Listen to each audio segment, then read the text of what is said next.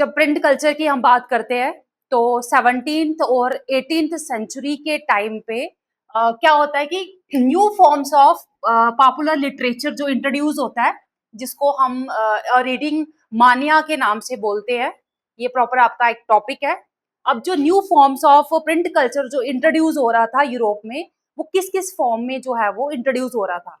तो सबसे पहले फर्स्ट ऑफ ऑल पैडलर्स मतलब कि कुछ लोग जो है वो विलेज टू विलेज मूव करके छोटी छोटी बुक्स चीप रेट्स में, सस्ते दाम में बेच रहे थे।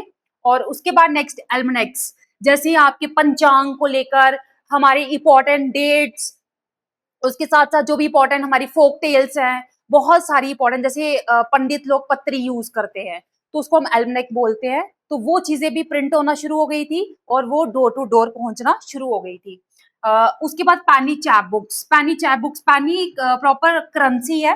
तो वहां की जो पैनी में, एक पैनी में आपको एक सस्ती चैप बुक्स, मतलब जो चैपमैन थे वो चैप बुक्स बेचते थे सस्ते दामों में। यही चैप बुक्स बेचने वाले लोगों को चैपमैन बोला जाता था। And next Bibliotheque Bleue. ये फ्रांस में प्रॉपर जो बिब्लियोथेक ब्लू क्या था कि प्रॉपर बिब्लियोथेक फ्रांस में, फ्रेंच में इसको लाइब्रेरी बोलते हैं। ब्लू कलर का कवर होता था और ये जो बुक थी अवेलेबल थी बहुत ही चीप रेट्स पे। देन उसके बाद रोमांसेस और हिस्ट्रीज भी अवेलेबल थी प्रिंट में। और नेक्स्ट कुछ न्यूज़पेपर्स, पीरियोडिकल्स भी वीकली जो थे वो एडवर्टीज होना प्रेस में शुरू हो गए थे। और देन कुछ साइंटिफिक लिटरेचर भी हमारे पास अवेलेबल होना शुरू हो गया था यूरोप में।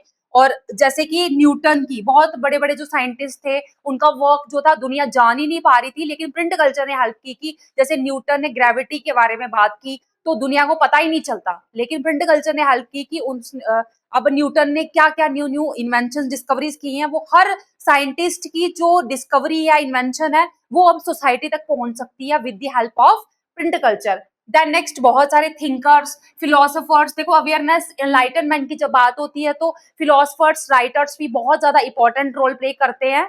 तो ये लोग कैसे अवेयरनेस सोसाइटी में ला पाए with the help of print culture, क्योंकि इन्होंने बुक्स लिखी थी जो आपने फ्रेंच रेवोल्यूशन में, रशियन रेवोल्यूशन में भी पढ़ा था कि जैसे मोंटेस्क्यू, एरिस्टोटल, प्लाटो, ये सब लोग लिखना शुरू किया। देन वो पूरा समय क्या था, अवेयरनेस का टाइम था, इनलाइटनमेंट का टाइम था। देन जो डेस्पोटिज्म था, मोनार्की खत्म हुई और एक कॉन्स्टिट्यूशनल मोनार्की, डेमोक्रेसी जो सोसाइटी में एस्टेब्लिश हुई with the help of print culture. तो यहाँ पे भी जैसे थॉमस पेन, वोल्टायर, रूसो, ये इंपॉर्टेंट फिलोसफर थे, बिल्कुल रैशनल और बिल्कुल जो साइंटिफिक टेम्परामेंट जो है वो सोसाइटी को देते हैं with the help of print culture.